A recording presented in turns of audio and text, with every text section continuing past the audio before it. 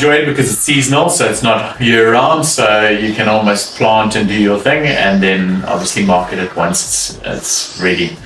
I like getting in early, so obviously when the prices are up.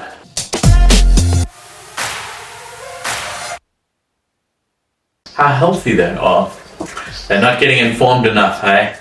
It's not just about putting 5 a day or 5 a week on the bag, so they need to be informed, they need to be enlightened about potatoes.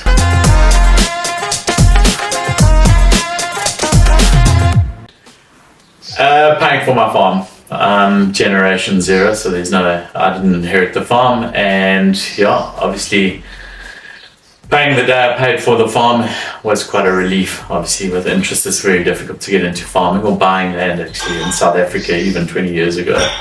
So that's probably the most memorable.